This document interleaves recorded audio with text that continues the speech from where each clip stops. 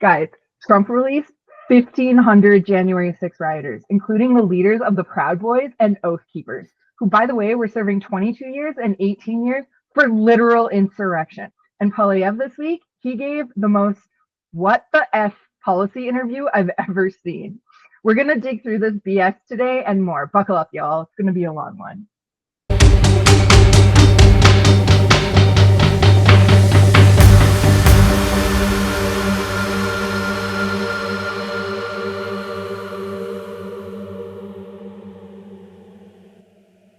Let me tell you why that's BS. I'm your host, Nick, and with my co-host, Rio. He joins me today to discuss what in the actual F is happening in the world. Rio, how are you doing after this long week of BS? Well, I'm alive, so that's the good news. It's been a long week, and there's been a long week of news. So we're going to start diving into that, but I will start by saying that everything's just a little bit too crazy, and it's only been a week of the Trump presidency. So not great for my heart rate at all. Yeah, it hasn't been great between pardoning violent insurrectionists and removing security protections from people that are being threatened by Iran, which we'll get into later, and then just sprinkle that in with a little bit of Poilievre basically not giving a crap about non-binary people's existence. So yeah. With that, let's jump right into it. We're going to start with the Liberal campaign because that just launched on Thursday, I think. January 23rd was the deadline for registration. So these aren't necessarily the final candidates. 7 people did put in the registration forms. They all paid $50,000 in deposit money to run for Liberal Party leadership. And then the Liberal Party has said that sometime this week, they're going to release the final names. So let's go through who's put their name in, who they are, kind of what we know of them. So I think the best person to start with is Mark Carney. So for those of you that don't know, he was the former governor of both the Bank of Canada and the Bank of England. He did help get through Canada through the 2008 financial crisis. This was quite interesting because I don't know if you remember this, Rio, because you're much younger than me. But he had support from Stephen Harper during this time. So that's going to be kind of an interesting play, I think, if he does end up going against Poilievre, because this is a person that was backed by a party that Poilievre was in, by Stephen Harper, who was the last Conservative Prime Minister of Canada. And we came out the other side of it. On top of that, Mark Carney was the governor of Bank of England, and he helped keep the UK's economy afloat after Brexit, which I don't know if you know, but that was like an absolute cluster F of a time. Now, Carney's platform's kind of a weird mix of like liberal ideology and conservative economics. So, of course, he's running on revitalizing the economy. He wants to tackle climate change. He did allude to wanting to tax carbon polluters like the oil sands and not individual consumers. I'm not really sure how that would work out because polluters are going to push their tax. To resist. Yeah, right? Like, but they're also gonna, like, if they have to pay the tax, they're just gonna pass that on to consumers. It's not like they're magically gonna absorb that, right? Like, correct me if I'm wrong. What do you think of this? Is this just a dance?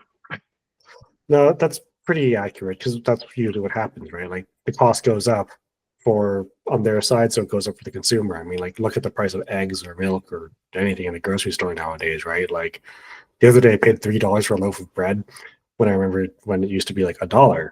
And like, and the main thing is just that ingredient cost has gone up. So I think it can work as like from a policy standpoint. I'd kind of like to see more of the details, but it's not going to just magically make things cheaper for the everyday Canadian too, right? So just things to think about. Or it could come out as like, tax them, rebate the individual, but we'll see. Well, and it's interesting you say you'd like to see more detail because while he's laid out some stuff, it's not exactly it's suffering from the same problem Poilievre is, which is sort of your base, very like It's a meh policy. yeah, It's very vague. So like he said he was going to restore fiscal responsibility. Okay, well, what does that mean? Like that's like saying common sense economics. Okay, but yeah, your common sense, Poilievre, is not my common sense. yeah, He also was promising targeted tax relief for the middle class, but like didn't explain what that means or who the middle class is, which we'll get to later. This will become more relevant when we talk about the Trump inauguration, mm, as well as some of the challenges Carney will face. He also said that he wants to stimulate wage growth, but again, didn't give any specifics on how that's going to happen. We already know from decades of failed policy that trickle down doesn't work. So I'll be interested to see what that is. And then he also said that he wants innovative green investments. And then he framed climate action as an economic opportunity, which I think, in terms of thinking outside the box, would be fantastic. But he hasn't actually said anything about it. yeah. I don't And know. What do you think of this? so I do agree that like climate action is an opportunity, right? Because at the end of the day, you need new technologies and need to implement these new technologies in order to actually make the change you need to transition away from carbon-based fuel sources and basically oil and gas and coal, right? So, and I always kind of like to think of it like this too, where like if you have a skill set of, say, you know, if you're a tradesperson, you're a welder, you're a carpenter, electrician, gas fitter, anything like that, you have skills that can be applied in a whole bunch of different fields of construction. So you're not shoehorned into, oh, I can only work on the rig. You can work in other fields a lot of times, right? So it's that kind of consideration where, like, you know, diversifying your economy does strengthen your economy. And it also diversifies the skill sets of the people working in that economy. So I do agree with him, and I'd like to kind of see a little bit more about what he means by this. Like, if it's just in fact like investing in more solar and wind, cool. But I think there are other things that we can look into too, right? Like carbon capture is something that people always talk about, and like we do some of that now, but what can we do better? And this is also maybe just me being like me, but we also have the opportunity of Canada has a very solid nuclear power industry, right? Like we created the reactors that most of the world uses at this point. Why can't we do more of that? So things to think about as we kind of go forward, right? Yeah, and sorry, I was just writing down so I didn't forget. It when you were talking about that, it made me think of like, and I guess this is a good segue into the like hit the challenges he's going to face, because the first thing that comes to mind is Alberta strangling green growth. Like Danielle Smith's government literally throttled it by removing investment in green energies. And presumably, if you're doing innovative climate action that, like he's talking about, you're going to need to get the provinces on board.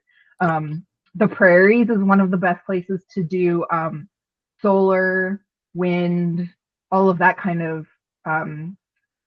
capture. Right now, the prairies, you brought up carbon capture. I was fortunate enough to work for one of the nonprofit organizations that's actually doing carbon capture research in Alberta, Saskatchewan, and Manitoba right now. And they're really struggling to get grants from the federal government to actually work on this stuff. And like, for example, as just an example, right now, they're trying to get more funding for a project where they are studying the carbon in the soil to examine the microbes to see how much less fertilizer farmers could actually use by utilizing those microbes that are already present in prairie soil, which is like amazing on all sides, because then you decrease the costs that farmers have in fertilizer use because they use mass amounts. So they basically flocked to the study because they were like, well, if I can use less fertilizer, like, It heck saves me that yeah. much more money, right? Just drops the Exactly, right? cost, like we were just talking about. Exactly, right? But this like organization struggles to get the funding they need and like get the government to move past stuff, and then like working with government scientists, and like there's rules around which isn't a bad thing, but there are rules around like, okay, well, this grant isn't for government employees. So then she can't actually use the government scientists that are trained in carbon capture to actually be able to do said research, right? So it's like address some of those issues. Yeah. If he wants to actually do innovation, like this isn't a just pop up overnight thing, right? So Yeah. And I also think there's part of the conversation too of like, so we're just talking about like fertilizers, but on the topic of energy too, there's with the threat of tariffs, just very lightly touching on that, there's the issue of like, well, how can we make sure that we're securing our energy grids? How can we make sure that we're securing, you know, our local economies to be resilient from those kinds of shocks? We're like, well, now we're not providing all this, we can't afford it, da da da da. How can we make it better? And some things that I've seen are like, well, why don't we just focus on a larger energy grid? Why don't we make a more efficient energy grid? Why don't we start connecting more grids together? Because as you do that, it kind of gets easier to provide electricity across Canada, right? yeah. So, and then on top of that, that just makes things a little bit more efficient. And then again, bringing back the nuclear reactor thing, you don't need to have one in the city. You can stick it somewhere outside of the city, like, 40, 50 minutes away. It'll still provide electricity in a safe area that's still highly efficient, right?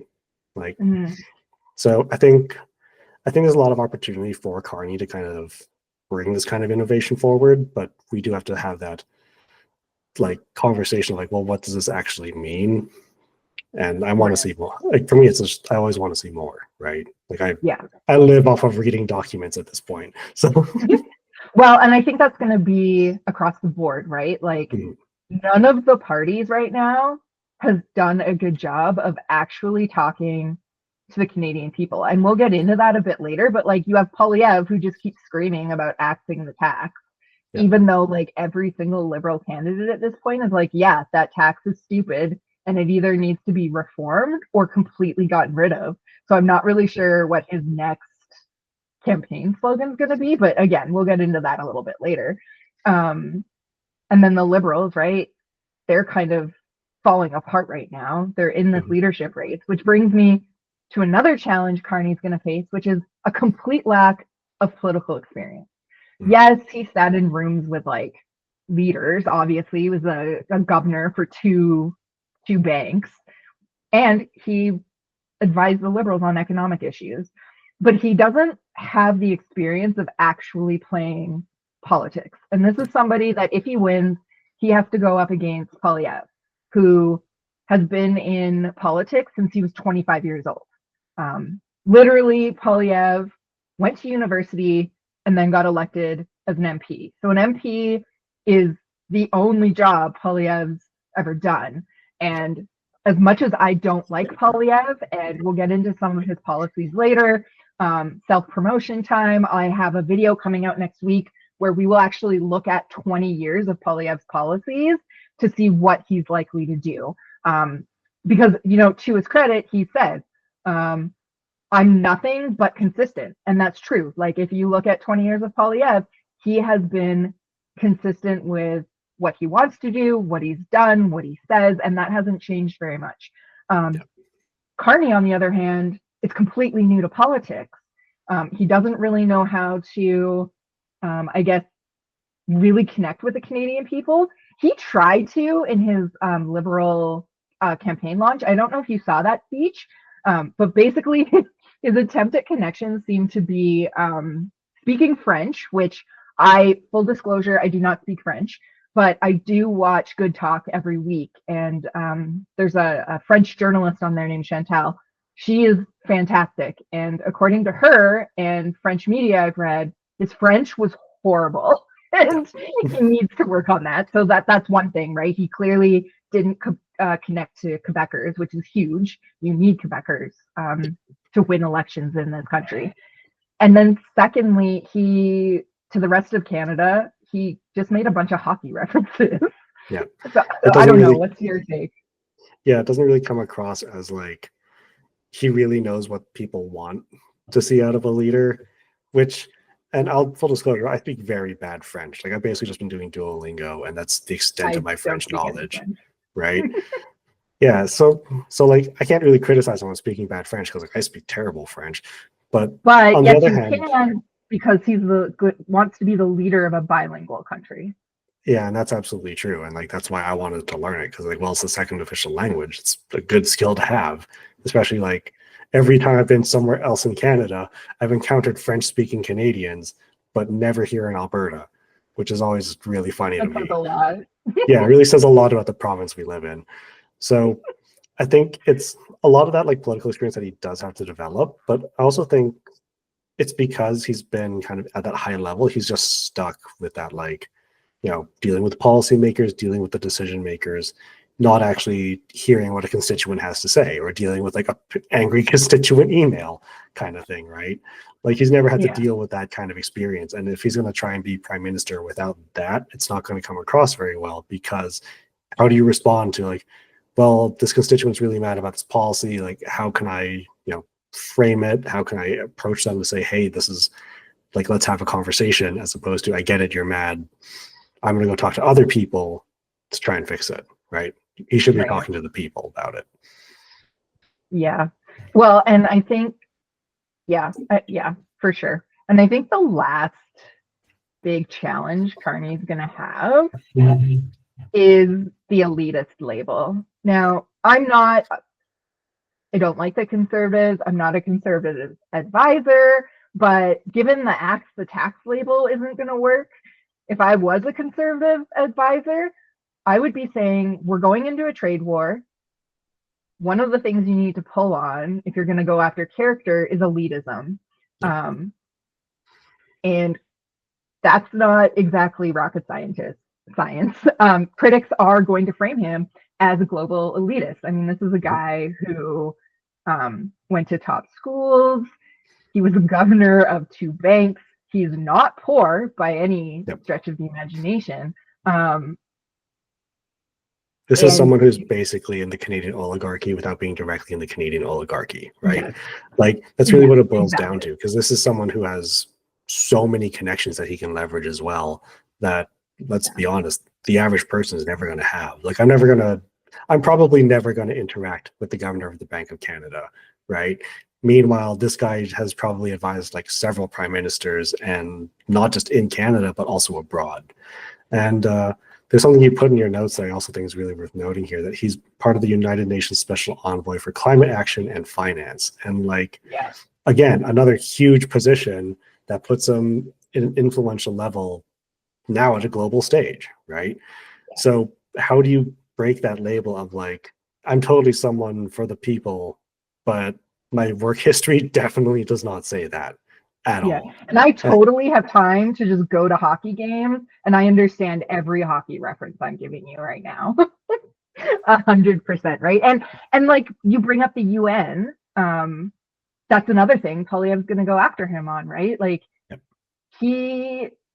interesting, his UN policies, particularly the one around banking. He made like a policy, I can't remember because I didn't go look at it in depth for this particular pod, but he brought in basically an economic framework for banks to use to be more environmentally friendly. Every single major bank in the US dropped out of that days before Trump was inaugurated, like between November 5th and January 19th, every major bank in the US that was signed up for that dropped out of it.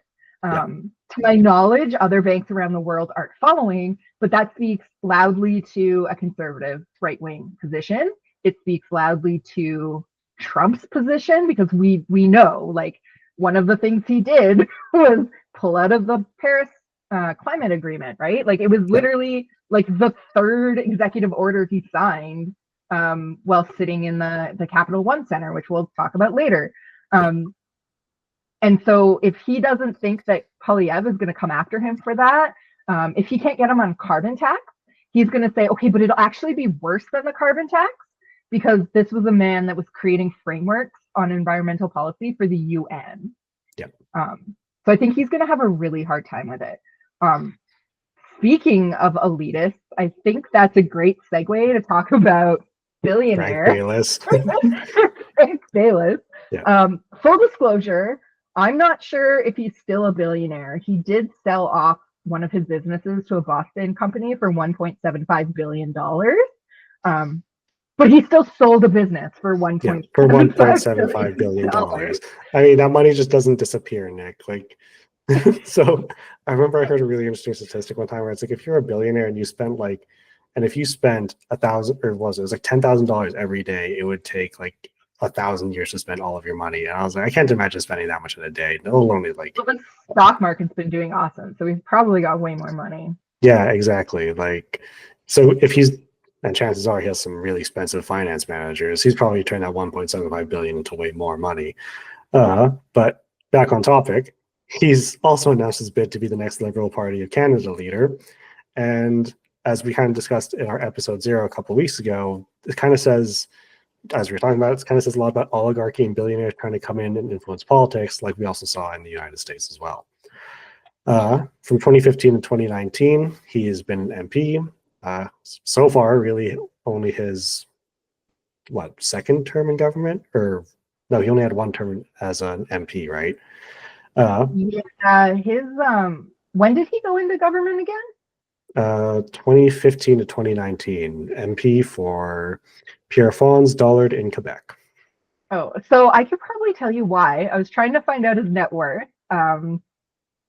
He had a big controversy around improperly lobbying for a $237 million contract.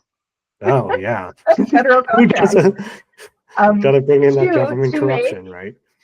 To make ventilators for the pandemic. If he actually runs Rio, we need to dig into that a little bit more. Full disclosure, guys, some of these people we know a lot about. Some of these people, because we were doing this podcast so close to when the registration deadline was, we haven't completed all of our research yet, but we're going to release some videos over the next few weeks where we're going to dig down deeper into this. Sorry to cut you off there, Rio. Keep going. No, it's totally fine.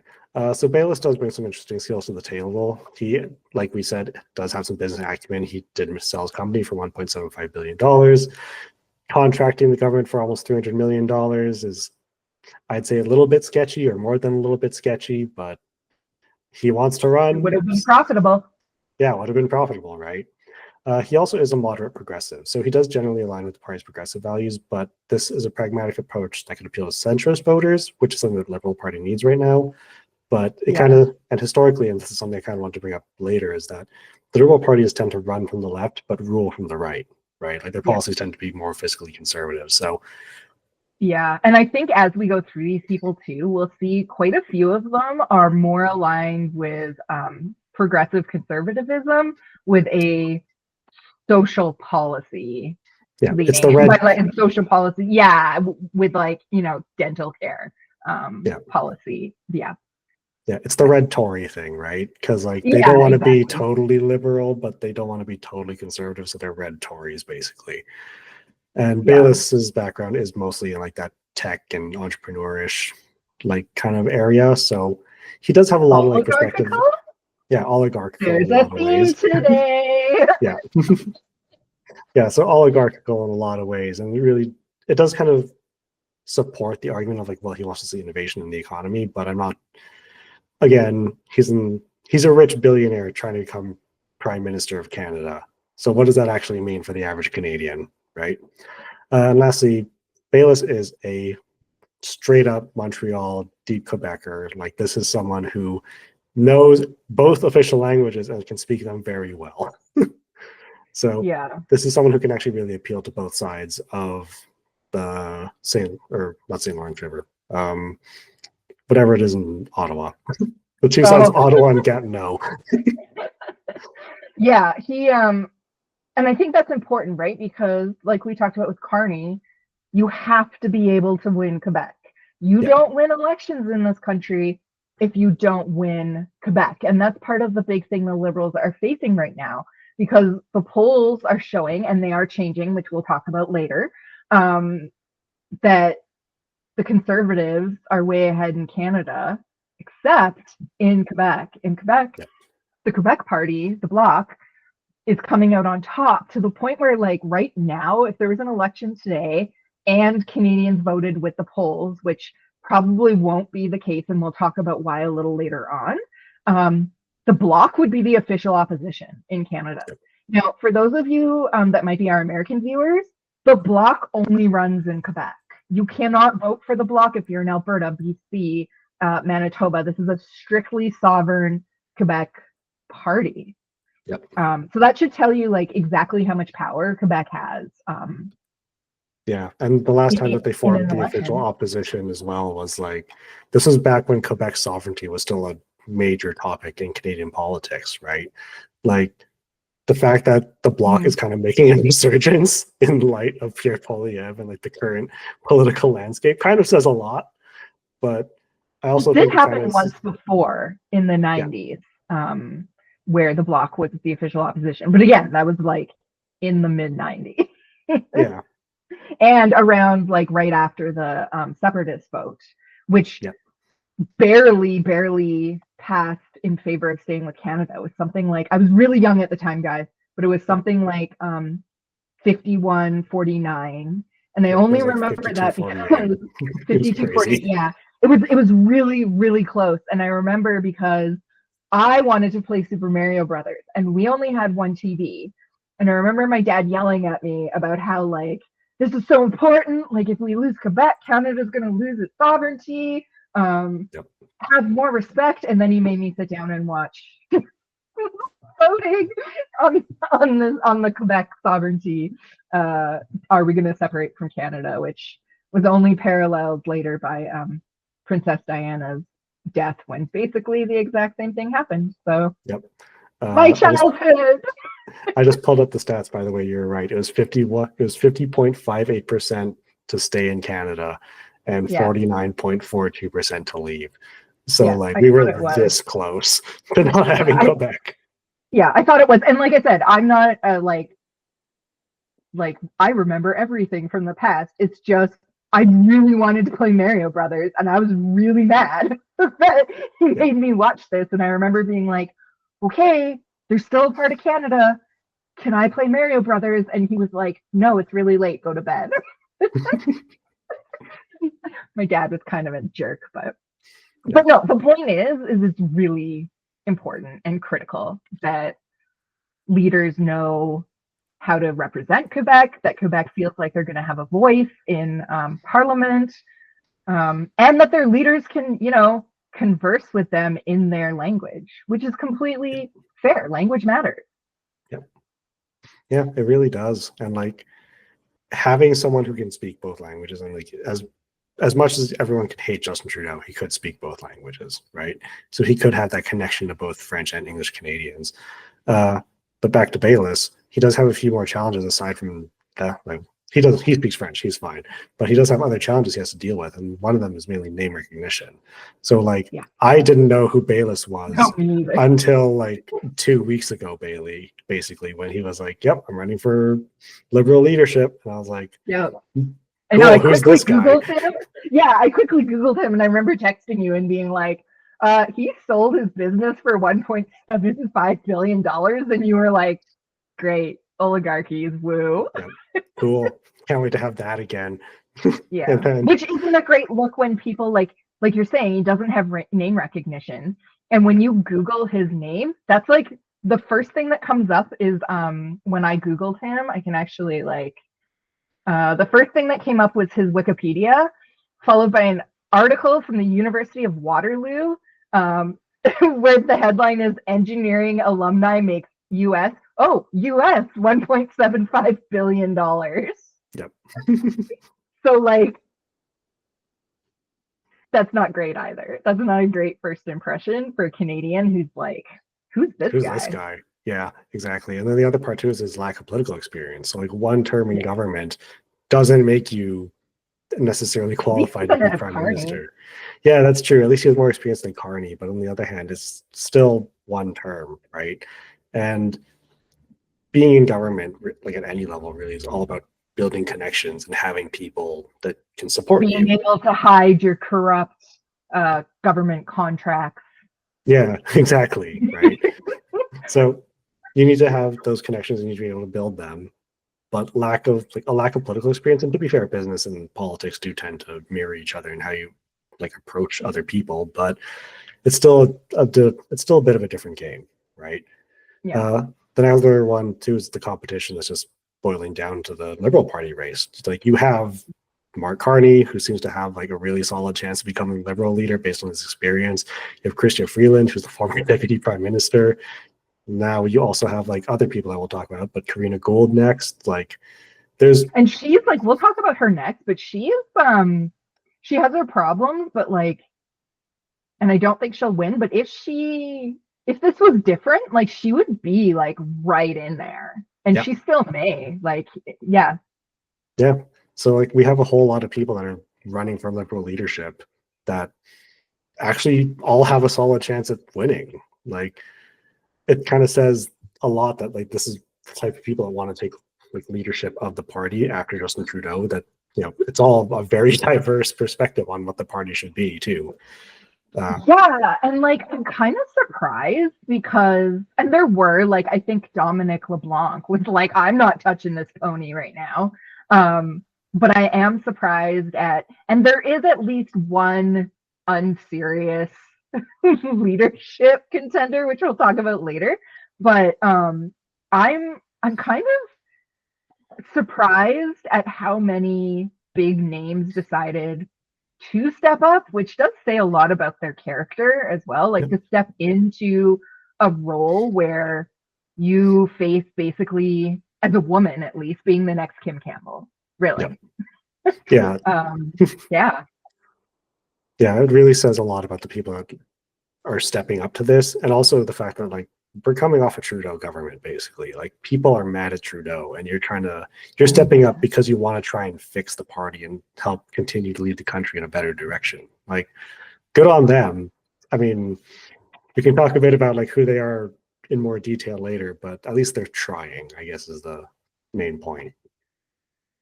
Yeah. All right, on to Karina Gould now, Nick, if you want to take this one. Yeah. So she, like I said, she's gonna have problems. There's two people in this race that are gonna have major problems, and that's Karina Gould and Freeland. Just because of their proximity to the Prime Minister. So Gould was elected in 2015. She has quite the background in ministerial experience. So she was the Minister of Democratic Institutions from 2017 to 2019. She was the Minister of International Development from 2019 to 2021. She was the Minister of Families, Children, and Social Development from 2021 to 2023. And interestingly enough, too, and this was for some reason controversial, which I hope doesn't come back to bite her, but she was the first woman in Parliament to have a baby while she was an MP. So that was a whole thing for some reason. Like people were not, I don't know, man, that was weird. Yeah. People were mad about something that just happens. Like, do you have kids? It was like that like idea of wokeism as if it's like a bad thing, right? Because people were like, so you had a baby, what's the big deal? Completely basically doing to her, writing off the struggles that women have, particularly in powerful positions like, I don't know, political leadership, that Poilievre did to gender when he was like, I don't give a crap about your gender, let's talk about homelessness, which we'll talk about later. But basically the same thing happened to her, and it was pretty gross.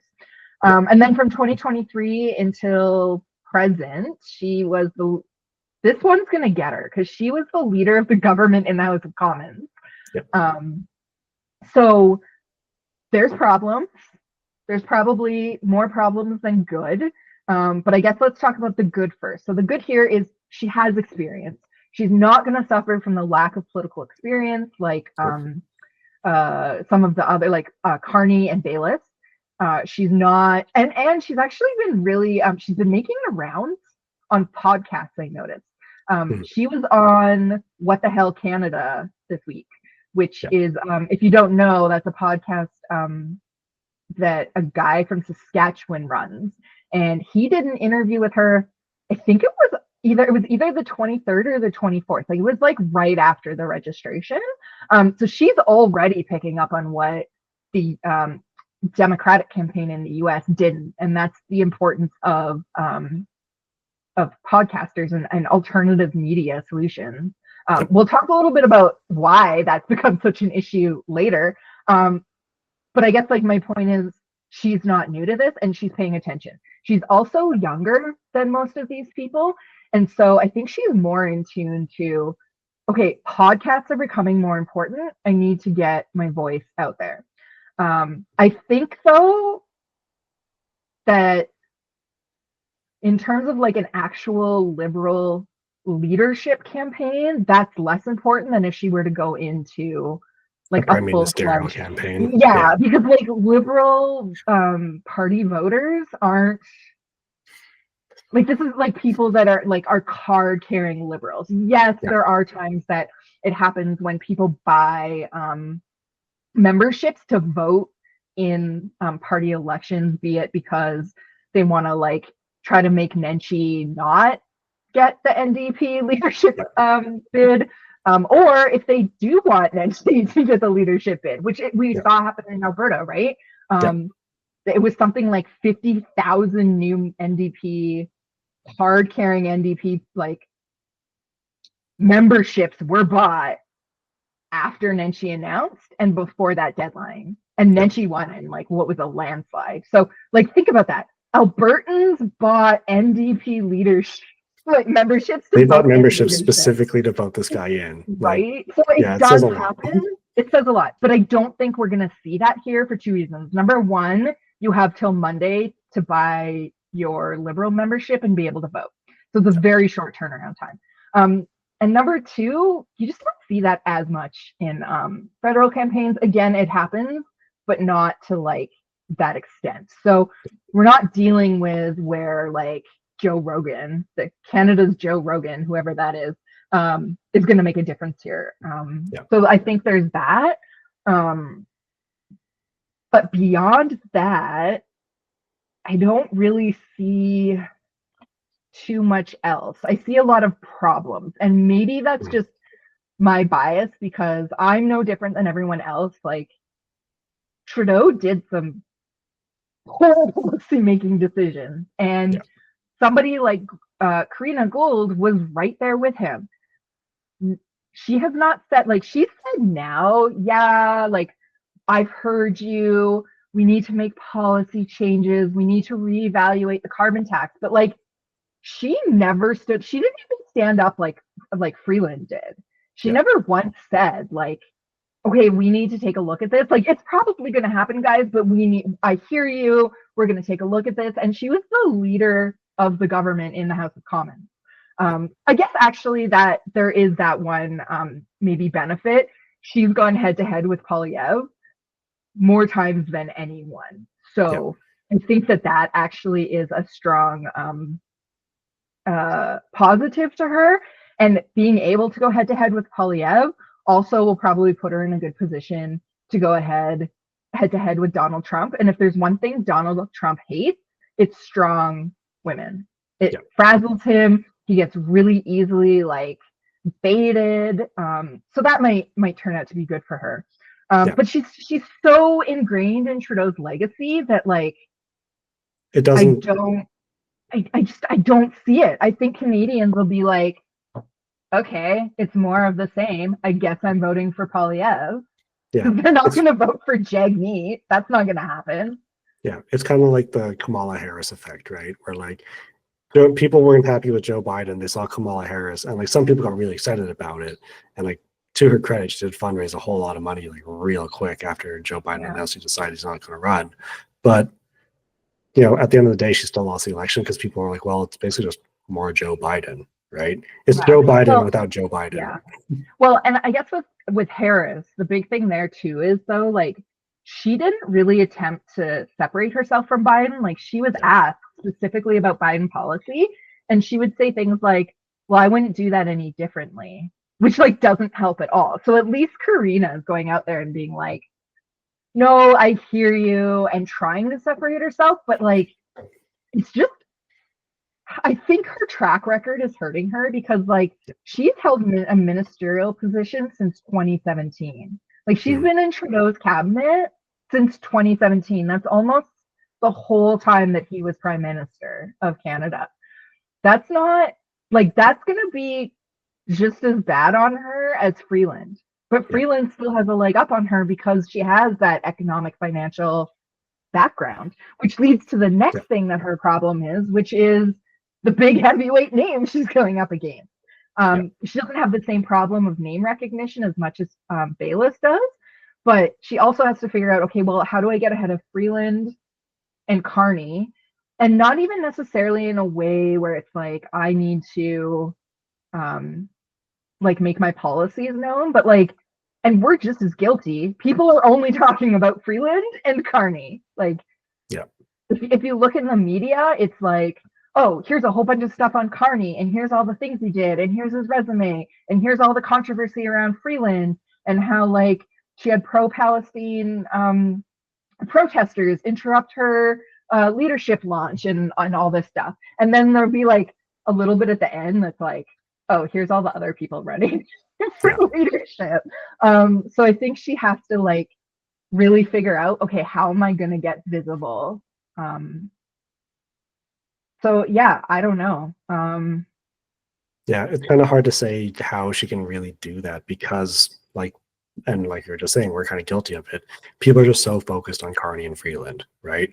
And I think a lot of that's just because the economy is so front and center in everyone's thought, especially like just Yeah, politically, like that, you know, her track record is like it's a lot, and it's a lot of really diverse experience that would probably really help her in like as prime minister, but it doesn't really speak to that economic management kind of role, right?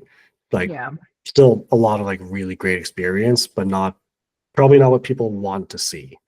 So yeah, yeah, it's kind of unfortunate for her, but at the same time, like maybe that could work to her benefit in a way, just in a weird roundabout, like, oh well, maybe we don't want someone who's done the same stuff the government's done for the last 8 years. Maybe we get something a little bit different. But I don't really see that working out in her favor too, right?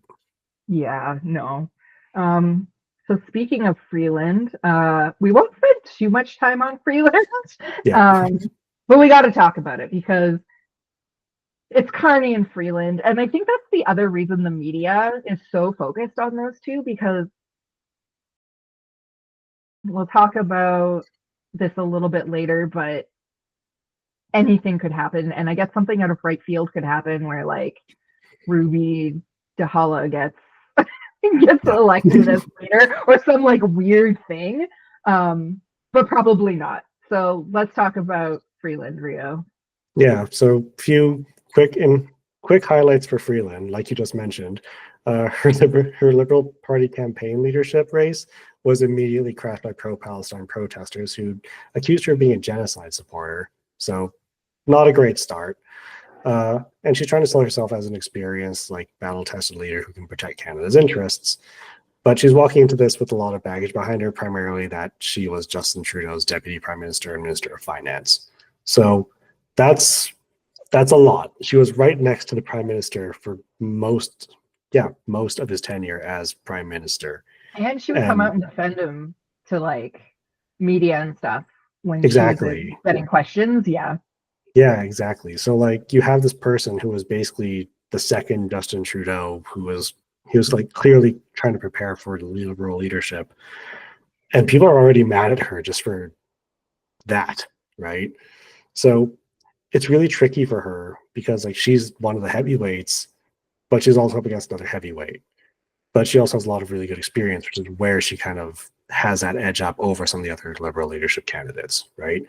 Like she was Minister of International Trade, where she negotiated NAFTA during Donald Trump's first term. Uh, and as Minister of Finance, she kind of helped steer the country through the economic turbulence of the pandemic. So she helped roll out relief programs that helped keep Canadians afloat, which I'm sure a lot of people appreciated, right?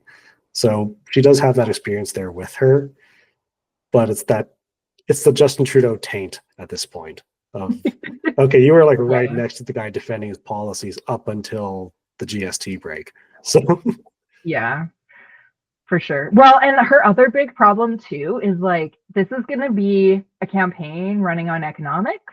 Yep. And if I was Mark Carney, knowing that my main competition is Freeland, I would be saying, yeah, she was our finance minister and was about to announce a $60 billion deficit, which was $20 billion more than what they said it was going to be, right before she then quit, like an hour before. Like she literally resigned 1 hour before she was supposed to give the news conference saying, yeah, our deficit's $60 billion instead of $40 billion. Yep. And that's going to hurt her. Like, Yep. there's no way. There's no way that's that. a good look, like for anyone. No. So So yeah, Freeland is an interesting case, but I think I see her being a major contender. I'm not sure if I see her ending up as Liberal leader, right? Like, well, maybe and I kind of wonder. Yeah, Yeah. and I kind of wonder though if she's like being made a contender by the media because she's A, so well known, and B, she's kind of the other person here with a lot of economic, like government economic background. Right. And less so that she would be the best person for the job. And like that might be the case. Like, hey, maybe she is the best person to lead Canada, but at the end of the day, it's the voter's decision. And Mhm. like, I know if I went out on the street, full disclosure, we're in Alberta, so like take it with a grain of salt. But if I went out into the street and I was like, hey, what do you think of Freeland being the new Liberal leader? I would not be leaving that conversation for like 3 hours. And it Yeah. would just be Albertans complaining about Trudeau. It wouldn't even be about Freeland. They would just be saying, we hate Trudeau, F Trudeau. Also, look at this sticker I have on the back of my giant truck with Calvin peeing on Trudeau. Justin Trudeau. Yeah. Like, right? Yeah, it's hard to, and the other thing here is like with Alberta, anything like you mentioned, you say the words National Energy Program downtown, you will hear audible sighs wherever you are. Like, oh, I actually did that one time, just kind of like out of curiosity. I was like, yeah, like reading up on the National Energy Program. This is like my job in like 2014. I worked for an oil company, and I could hear someone groan in one of their offices. I was like, oh, cool. We're still bitter about that thing that happened 50 years ago, huh? So yeah. And so like Alberta is like a extremist example of that. And let's not kid ourselves. Alberta will go blue, and Alberta would go blue regardless. But I think that sentiment is across the country, maybe not to that level, but people are ready for Trudeau and the people that propped him up to go away. And exactly. Unfortunately, or fortunately, she's one of them. Yeah. So let's go ahead. Sorry. Oh yeah, I was gonna say people are kind of ready for new government, right? Like, and this is what happened at the end of Stephen Harper's government too. People were just kind of sick of it, and then that's when led to Justin Trudeau getting in. We weren't necessarily happy about Trudeau. We were just kind of fed up with Harper, and we ended up with Trudeau. Yeah, right. So I don't know. Best of luck to her. She's gonna need it. Okay, so moving on, we've got Ruby DeHulla. Apologies if I said that wrong. I'm terrible with names. Similar to Poilievre, she was elected all the way back in 2004. She's not going to have the political problem, that political experience problem that others are going to have. So she has that riding for her. However, the more I dug into her, the more problems I see. And, she brings her experience to the table. It was huge that she was elected back when she was as a Sikh. So that community was ecstatic about her election into government. She's a person of color and a woman. So those are all great things. Those were all celebrated at the time. Unfortunately, celebratory times did not last for her.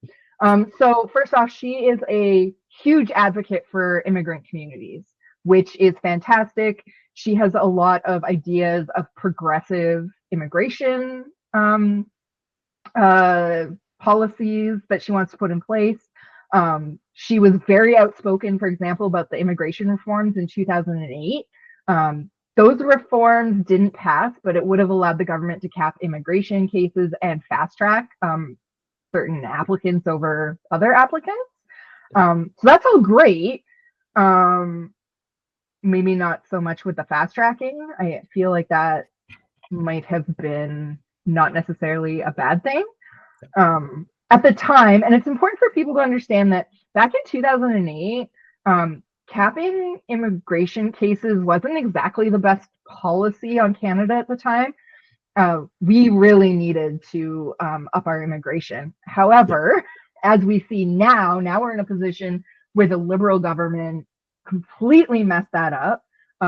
We have explosive immigration, too much immigration. There's the abuse of the student visas, which are not just an abuse of people immigrating here. There's also stories coming out of different schools and how they've been manipulating these visas to their benefit, and some really sketchy stuff has gone on with recruiting these students to Canada. So in short, immigration, really, really messy. Yeah. Her thing is immigration. And I think that's going to be a problem. Yeah. I think we could if she wants to focus on that, I think a good thing to focus on would be on like skilled labor immigration, right? Like Canada has a problem with training doctors. Canada has a problem with like basically people coming in, they're trained as nurses or doctors in their home countries, but then their credentials get completely ignored because of their home country. Yeah. And like, maybe this is me being a little bit pedantic, but like, I'm pretty sure the human body doesn't change that much between like the Middle East and Canada. Like I'm pretty sure biologically we're all still the same. Like Jade said that to me like 2 weeks ago. So Jade is my niece, everyone, and she's been really interested in like politics lately. And she had asked me, she's like, Auntie, it takes so long to get an appointment with our doctor. And then we get there and he's seeing all of these walk-ins. Like, I don't understand. Why don't these people just make doctor appointments? And I was like, because they don't have doctors. Yep. And she's like, what do you mean they don't have doctors? So I was explaining all of this. And like you just said, I was explaining about how we don't, like when, doctors come from other countries, they don't just get to be a doctor. And she was like, I don't understand. My heart's in the same place as somebody from like India. What's the big deal? And like, she's not wrong. I mean, yes, you do want them to be up to date on like Canadian regulations, but that doesn't mean redoing your entire degree. Maybe you send them back for like a year.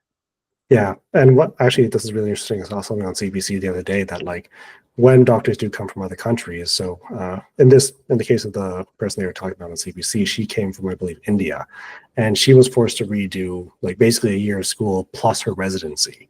So basically 3-4 years of training for something that she's done in another country for the last 10-15 years, right? Like this is someone who already has a lot of experience, and it's not like they were just like some backwoods, like this was someone who was operating in a hospital with like a lot of patients, like a lot of resources. They kind of know these things, and like, yes, you need to learn the regulations, but the actual treatment part probably remains very similar between the two, right? So yeah, I think there's something to kind of talk about there where like if we want to talk immigration policies, I think we need to talk about how we can bring that kind of skilled labor in to fill the gaps that we have. Because like we have a lot of them, especially in healthcare, right? Yeah, so, for sure. Yeah. So something to kind of think about going to Dala going into the campaign here. Maybe she has an idea, but who knows? Yeah, we'll see. Okay, let's move on to Jamie Betts. Why can't I pronounce names today, Rio? You talk about this first. Sure. So the next one we're going to talk about is Jamie Battiste. He is a Mi'kmaq leader from Nova Scotia, and he has officially entered the Liberal Party leadership race. Battiste is a major underdog in the race, and something to note is that he has a law degree from Dalhousie University. He is a First Nations individual, and he actually played a pivotal role in negotiating the MOU, or Memorandum of Understanding, that established treaty education in Nova Scotia. So this is someone who, from a young age, has that kind of political drive and experience. His dedication to his community earned him the Sovereign's Medal for Volunteers in 2017, and his vision for Canada is one of Indigenous rights and reconciliation, and he's pushing for legislation that empowers Indigenous communities. So this is things like protecting watersheds and ensuring that funding for child and family services goes directly to the communities who need it. Baptiste has a very socially progressive platform, just kind of very quick reading of it all. So he also focuses on climate change, sounding the alarm on the climate crisis, especially after the extreme weather events that have been happening in Atlantic Canada. And he wants to help implement long-term strategies to mitigate environmental risks and protect communities. His program also includes social programs like dental care, farm care, and affordable housing. And that's all great, but his big problem is that he is an underdog. And a lot of that just comes from the fact that, he's meet the initial 300 signatures and $50,000 deposit, but it's $350,000 to run a whole leadership campaign. So he's coming in kind of out of nowhere, trying to take over the leadership of a party that's known across Canada, right? And again, this is someone who I didn't know who he was until 2 weeks ago when, all these names started popping up and we started looking at who they are. So interesting guy. And I think he has a very interesting and progressive platform, but on the other hand too, I don't think that'll necessarily work in his favor for a lot of it, right? Like we live in a current political climate where like wokeism is basically vilified. So anything that kind of reflects that tends to get shot down, right? Yeah. Yeah. I mean, let's not dance around it. Racism is a thing in Canada. Especially against First Nations people. Especially against First Nations people. Coming to Alberta and talking about Indigenous rights and reconciliation, how awful. But that's not gonna go over well here. People are gonna say, what about our oil? Yep. To which he's going to say, yeah, let's talk about climate change and oil. He's going to run into some problems, and it's unfortunate because Canada sucks when it comes to reconciliation. Another plug, I will have a video next week on reconciliation and Canada's record and what still needs to be done and why we're in the toilet. I would love to see more of Jamie and Jamie's I think he's also a proponent of dental care and farmer care. He's talked about, in my research, I saw some affordable housing programs that he was talking about.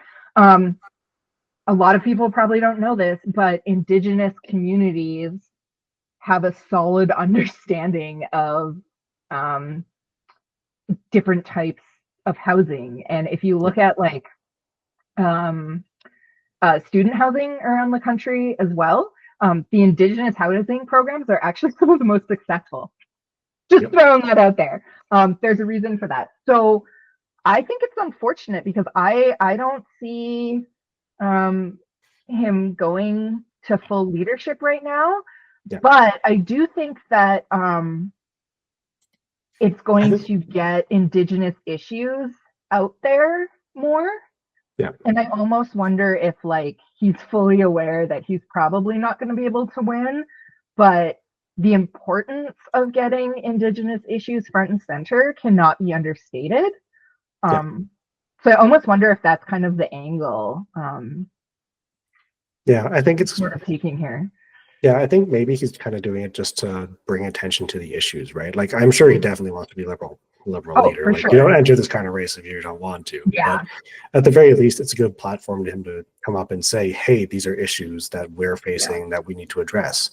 Especially and these are things that we can explore in other episodes of the podcast. But Canada up until the 90s was sterilizing Indigenous women, right? Well, yeah, go ahead. Sorry. Oh yeah, and I was going to say the residential school system really ended only relatively recently. The last one closed in 95. early 2000. Yeah, 95.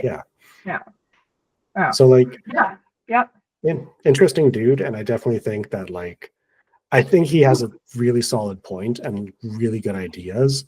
I don't really see him becoming liberal leader. Again, racism, right? Yeah, well, but I think too that with him being in this race, and if he gets the visibility from the media and he fights for that, I think it'll be really hard to ignore him moving forward. Yeah.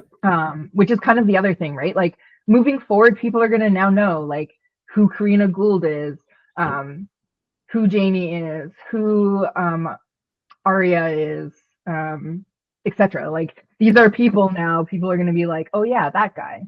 Yeah. So. Yeah, exactly. Anyone who watches the news will know these names, right? And then maybe not this election, but like probably next election, we might see their names come up more and more. So Yeah. yeah, Especially if the Liberals completely fail and the new Liberal leader has to be replaced again, which is a total possibility.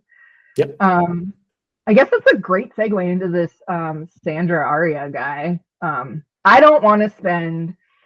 This is good. Okay, so this is going to be like probably super biased, but like this guy's campaign is going nowhere fast, and I don't want to spend very much time on him. He doesn't think speaking French is important. He doesn't speak French. Therefore, he's perfectly fine alienating the entire French-speaking population of Canada, which is just stupid. You're not going to win an election. You're not going to win Quebec. Therefore, you're irrelevant. I don't care. His plan, not great either. He wants to basically move away from the monarchy, which, like, yeah, great, monarchy sucks. Unfortunately, monarchy is very popular in Canada. People like it. I don't know why, but they do. Retirement age and taxation. So when I was talking about like conservative ideas, I was kind of talking about him because he wants to increase the retirement age. Again, he also wants to introduce a citizenship-based tax system to tax Canadian citizens residing abroad. He's really going after that expat vote. Although, side note, I think I can get my therapist to vote when I tell him that. He lives in South Korea. And when I asked him about voting, he was like, yeah, they're all the same. Doesn't really impact me. And if you're snooping on me, which I know he's done, therapist, yeah, don't vote for him. Yeah. So yeah, but he's like, he would not win an expat vote. Yeah. And the other thing for me, like increasing the retirement age was an unpopular policy back when Stephen Harper proposed it. Like it's unpopular now. Were so mad. And like not just any people, boomers. Yeah. Like it's also the people who are retired or close to retiring don't want to delay their retirement by 2 more years, right? And like boomers already hate the Liberal Party. So like good luck, buddy. And then what was the other thing? Sorry, I just have to refer to my notes for this. Oh, he was proposing like small, more efficient government. Whatever. Conservative thing, blah, blah, blah. But like the French thing completely just like eliminates him from this competition. He's not going to win the Liberal leadership. If he did, it would basically be the Liberals being like, we want to commit political suicide. Nobody vote for us. And they would drop to the last party and the Bloc would be official opposition. NDP would be behind him and that'd be done. So we can move on from him. Yeah. Unless you have something to add about that guy. No, I don't have anything to add, but like we were saying earlier, everywhere else I've gone in Canada, I've encountered French-speaking Canadians. So I feel like saying like, speaking French isn't important. I mean, it clearly is. Like, well, and it's important, right? Like he's basically saying to an entire population, like Poilievre did, which we'll talk about that. I can't bring that up enough. Your existence doesn't matter to me. I don't think you're important. And it's not important for you to have a leader that can speak to you in your language, which happens to be one of the official languages of Canada. So therefore, I don't take you seriously. Go away. Yeah. Yeah. So I think it's a good segue then into, well, what happens when Parliament comes back then, Nick? So we've talked about what the Liberal leaders are all thinking about. Well, potential Liberal leaders are all thinking about. What does that mean for Canadians? Do you want to start the conversation on this one? Yeah, I mean, okay, so it's interesting. A poll on Friday, actually, just yesterday, we're recording Saturday afternoon, showed that 29% of Canadians don't want an election, which I thought was really interesting because everybody hates Trudeau, and it appears like everybody does want an election. The other thing that's interesting is there's not even 29% of Canadians in the country that want to vote for Poilievre. Yeah. So just throwing that out there, right? So that's interesting. However, I think this is going to depend on a few factors. One, if Carney wins. If Carney wins, he won't have a seat in the House, Yep. which is a problem, especially going into this trade. So I think regardless of what the polls say, he's going to want an election. Yeah. The other thing here is regardless of who wins, I don't think they're so like before I was like, oh, the NDP aren't going to want an election and like I don't know if it's going to happen, but the more I think about it, the more I think that whoever comes into power on like if Carney comes in, he's going to need the seat. If Bayless gets in, he's going to need the seat. So they might be like forced into an election. But also, none of these people are going to want to have to figure out like side dealing with the NDP while they're trying to side deal with Donald Trump. Like, they're just not going to want to have to deal with all of that BS. So I think what's going to happen is before March 24th, whoever wins, I'm going to call that they're going to call an election before Parliament reconvenes on March 24th. I think on the 19th or 20th, we're going to see the new Liberal leader call an election. They're not even going to waste time on a throne speech because why would you? Why would you waste time on a throne speech instead of getting your policies together on how you're going to deal with Trump? So what do you think of that part? Yeah, I think it's pretty, for me, I think it's an accurate assessment because a lot of it is that we're dealing with a hostile president who's threatening to put tariffs on the country next week, right? Yeah. Like, that's a huge deal. And 25% tariffs, which you calculated how much that is on, was it a ton of aluminum or lumber? Oh yeah, right? On a ton of aluminum, it's an extra almost $1,000 US per ton. So that brings the price $875. Yeah, which brings it to almost $4,400 per ton US. Like that, the import cost becomes, right? Like it's enormous, and it's not just lumber or aluminum. Sorry, it's not just aluminum. It's lumber, it's oil products, it's steel, it's aluminum. Like I actually pulled up all the stats of things that the United States imports from Canada, and the top three are fossil fuels, vehicles other than railways and tramways, machinery, nuclear reactors, and boilers, and commodities not specified according to kind, so just kind of like general goods. But a lot of stuff, like the United States imports a lot of stuff, and most of Canadians' exports go to the United States, and we're gonna have a 25% tariff on that, right? Well, and you brought up vehicle manufacturing. So I learned from the About That CBC show, auto parts and like everything that goes into automaking, those cross the border up to 7 times.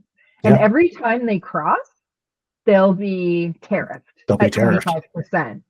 That's going to be insane. Like, you think your cars are expensive now? Remember post-COVID when like you couldn't buy a car? I think you bought a car right after COVID, didn't you? Yeah, it was 2022.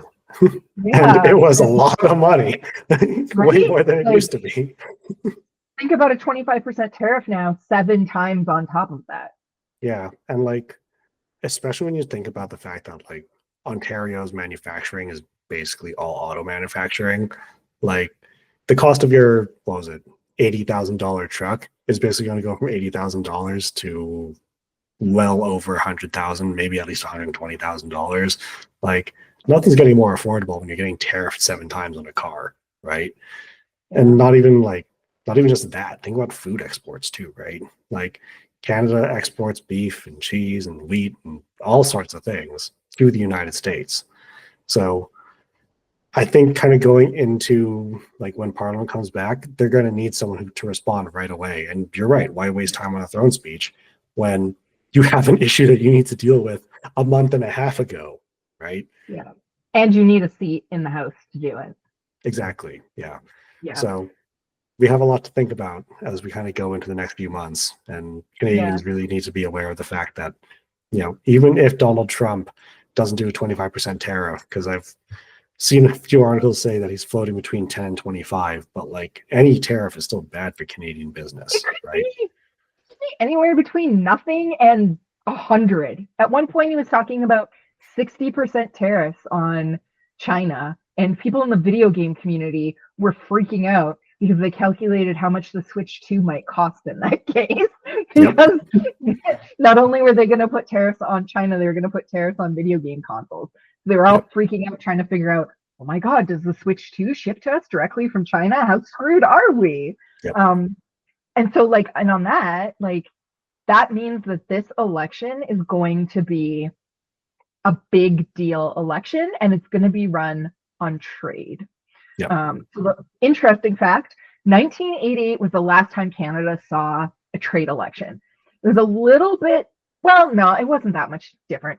Mulroney was in power. Rio wasn't born yet. I was like 3. And this was a big deal. Mulroney negotiated a free trade agreement with the United States of America. The NDP and Liberals hated it. They said that it was the Americanization of Canada.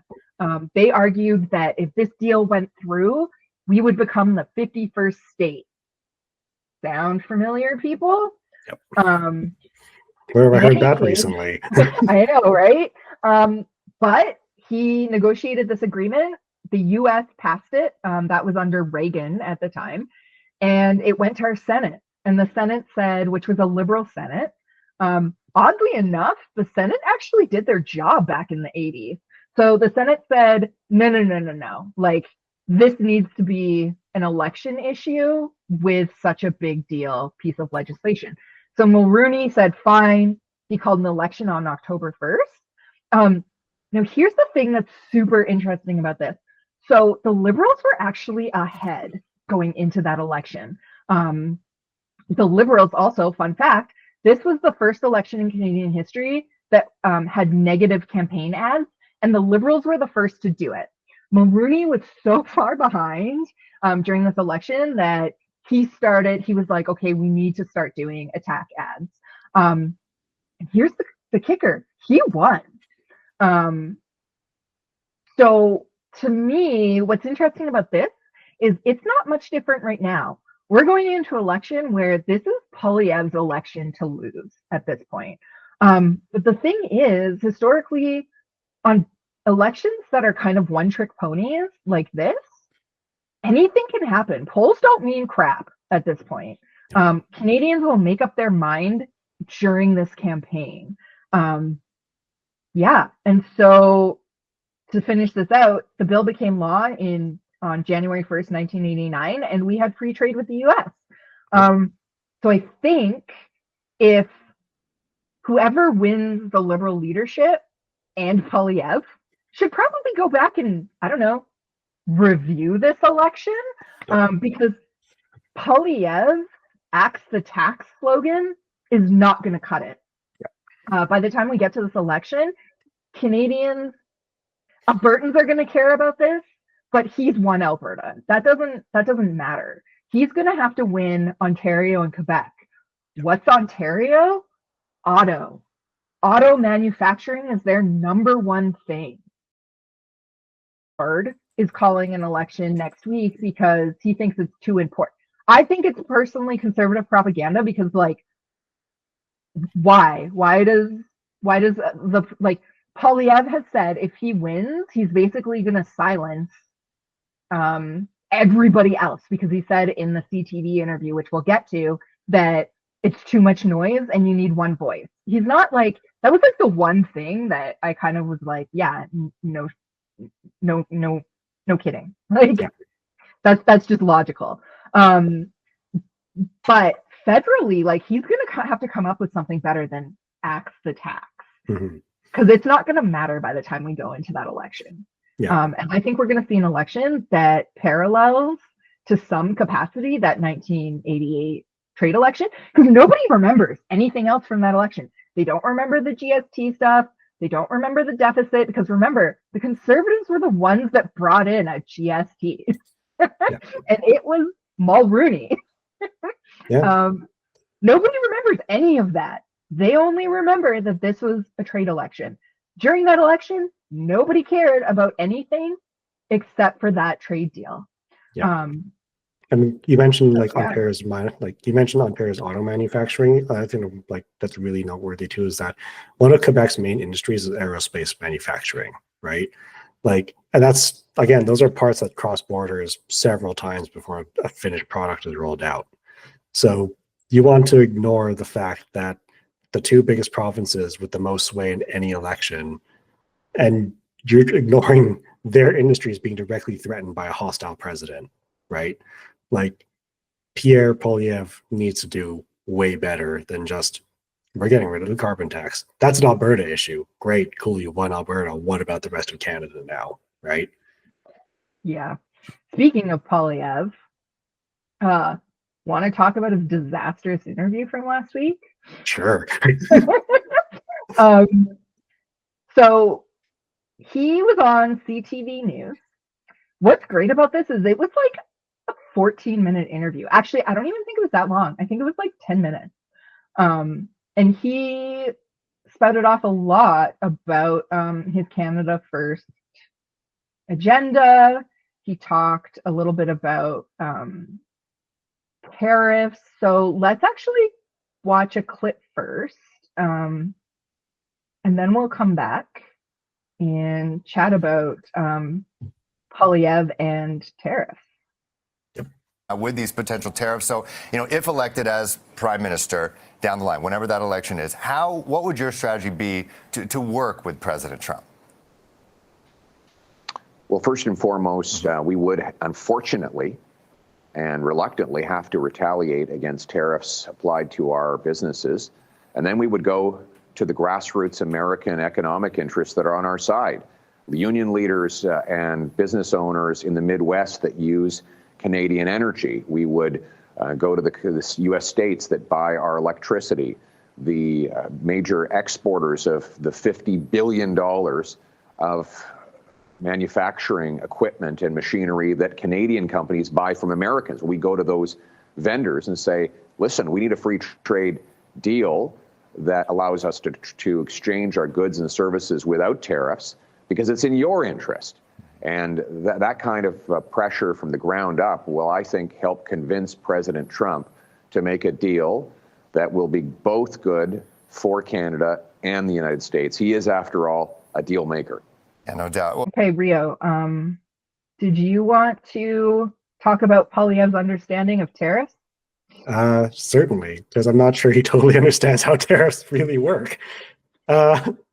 So for anyone who's unfamiliar with how a tariff works, in the case of what the U.S. is proposing, they're proposing Donald Trump specifically is proposing a 25% tariff on any goods that get imported from Canada to the United States.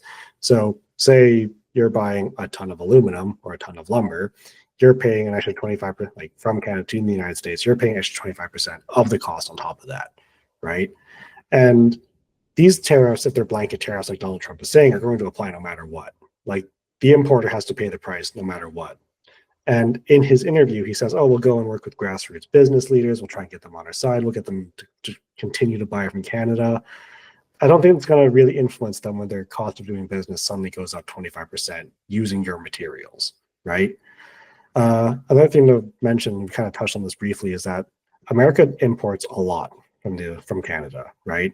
30% of its lumber supply comes from Canada, 75% of its aluminum comes from Canada, 90% of its steel comes from Canada, and that's not including things like plastics, aircraft and spacecraft parts, paper and cardboard, food, anything else like that. All of that goes up 25%. Why would I continue to do business with Canadians, right? Yeah. Now, personally, I would be way less critical of PP if he had a plan to actually use the surplus resources that we'll have in Canada as a result of the tariffs, right? Like if we're not exporting as much lumber, aluminum, steel, food, that kind of thing, why can't we use it domestically then, right? Circulate the money within the country, circulate the resources within the country, and try and make things cheaper for everybody, right? Because that's what happens. You have an increased supply, prices goes down. So and maybe he could use, say, things like lumber to, I don't know, get more resources to build more houses in Canada to focus on the housing crisis, but that's just me. What do I know? Exactly. Yeah, and like on the topic of housing, like California has just been devastated by wildfires. They're going to need a lot of resources to rebuild all those homes and businesses and everything, basically, well, everything that's been destroyed within Los Angeles, right? So you want to try and get all those resources to California, and lumber is a main industry in like BC and Quebec. So it's not super expensive from BC. It's really expensive from Quebec, right? So Yeah. you've like I don't really think he understands what this really means for Canadians, right? Because if we're losing 25% of really probably more than 25% of our exports, what are we going to do with all of that? So yeah, I think I he think needs he to get has his the head same out of this. Yeah, and I think the problem is much like the Liberals, because the Liberals are also already saying like we'll have retaliatory tariffs, which is what Yep. Poilievre is saying. But like nobody seems to actually be thinking about the step beyond that, where you have to start thinking like outside the box to combat what will be happening in Canada if we have a trade war with the US. Yeah. And I think like just to skip ahead for a moment, and then we'll go back to the second topic we'll talk about with Poilievre, like one of his things on housing was to get rid of taxes on homes. And that seemed to be like getting rid of taxes on homes. And sorry, I'm stepping on your toes. I know you were going to talk about this, but it was getting rid of the taxes on homes and then freeing up federal buildings, like selling them off to then repurpose as like housing for people. Which, like, I don't know about you, but the whole time I was watching that, I was like, okay, well, first off, taxes on homes is like such a small part of like the problem with homes. Like, people are priced completely out of the housing market. So, like, if that's what you're looking at, you're not even looking at the fact that like people are spending 50% of their income on rent.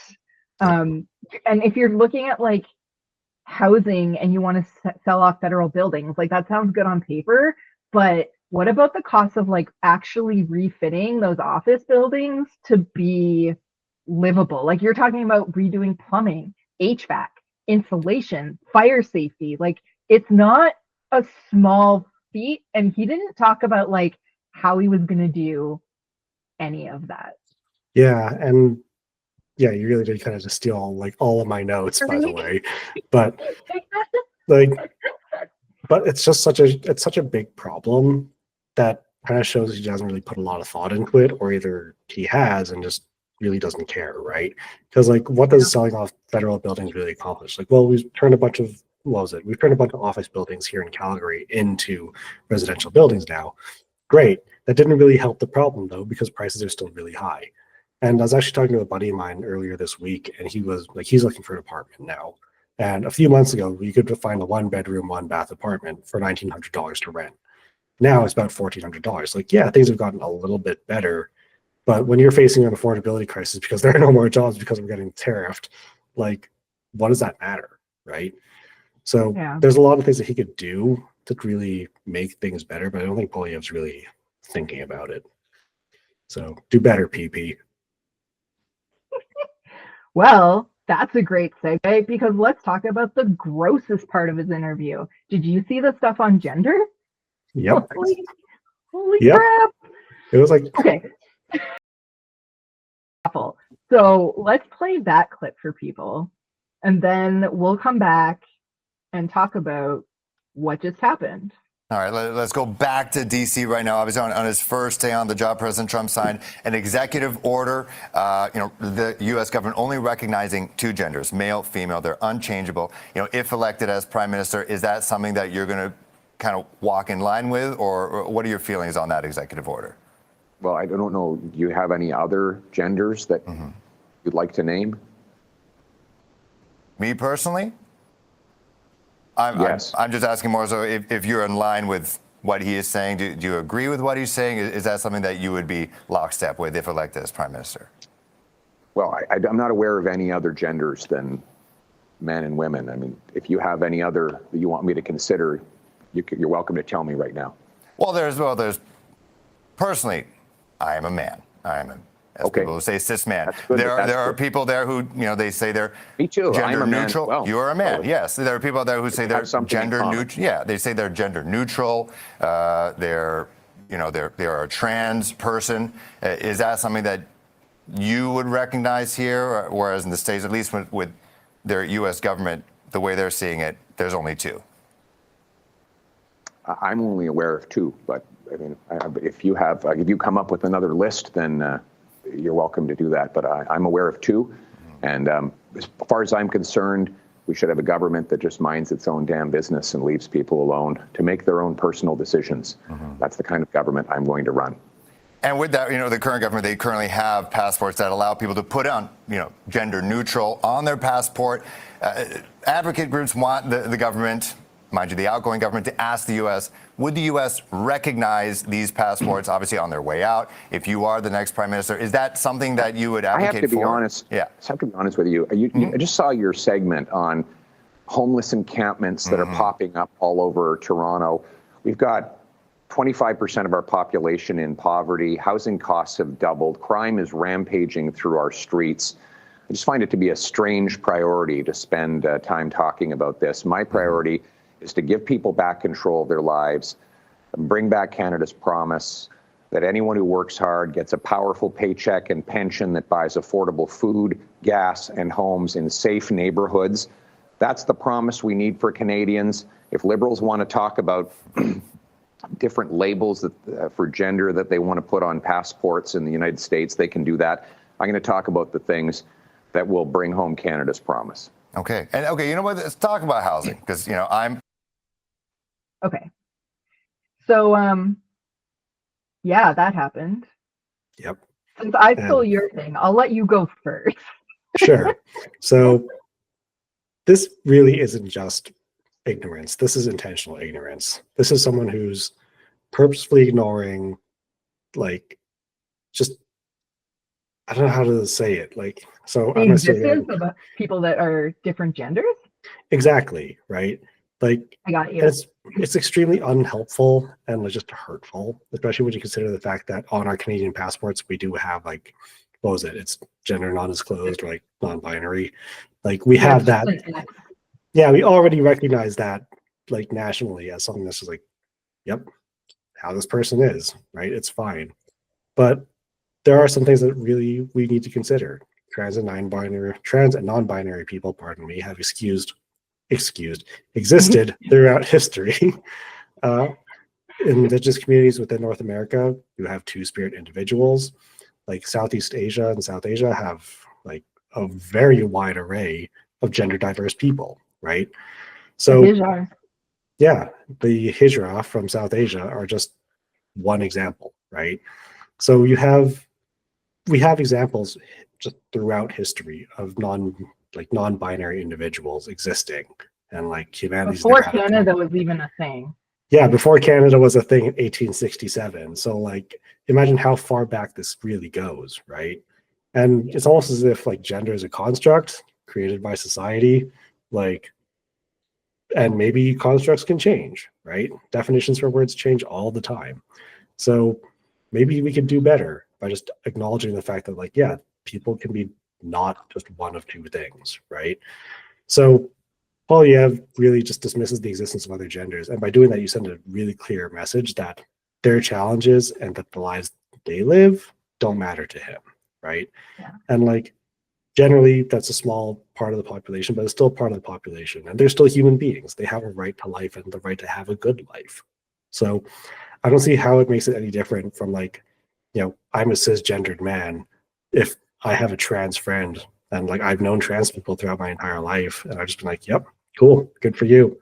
I had to get used to using a new name one time, and I just dealt with it. And I did that because I wanted to let them know, yeah, I support you and who you are, and you're a good person, and I'm going to support your life. So yeah, I think Poilievre really is just, it's hurtful ignorance to damage people that really, they're still people, right?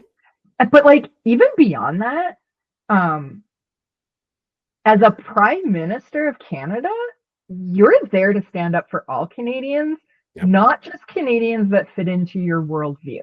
And this was complete pandering to, I don't want to like be too judgmental of like Alberta, but it was just pandering to people in Alberta like Danielle Smith, who passed anti-trans legislation here. Like, we're not talking about a situation where everything's hunky-dory in Canada. We don't need to have any conversations, and it doesn't matter, and there's more important things to deal with.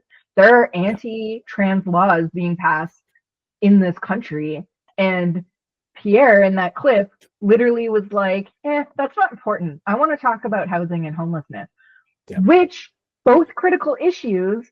But Poilievre, if you're going to, I don't know, use those as a distraction, maybe have actual policies that don't suck when you're doing it. Like, I don't know. This really pissed me off. It's just a really hurtful policy of just targeting a small group. And again, like you said, panders to primarily Albertans, right? Like, and it just, I don't know. The pockets of bigots across Canada. Yeah, exactly. So like, we as a country can always do better, right? And we talked about this earlier with Indigenous issues, where like Canada's been awful to Indigenous people. Why are we continuing the trend of being awful just to a different group of people now, right? And like, as a visible minority myself, like, you know, I'm just one step away from something awful happening to me. So why make things harder for people when we can just try and lift each other up? But that's a conversation for another day. Yeah. I think we got to move on to the US. We were going to talk about CTV getting caught altering footage. We don't have time for that. However, it's a really, really important issue. I'm going to release a video next week. There's also a blog coming out about it. So you should all absolutely go check that out on our website, www.bsexplained.com. It's important. I don't like Poilievre, but what CTV did was abhorrent. They tried to make him look bad, which, by the way, CTV, you don't need to do that. He does it perfectly well on his own. So I'll leave some information in the description below for you guys to check out. Okay, so that leads back into the US, I guess. The Trump inauguration. Yep, the worst speech I've ever heard. Yeah, that was interesting.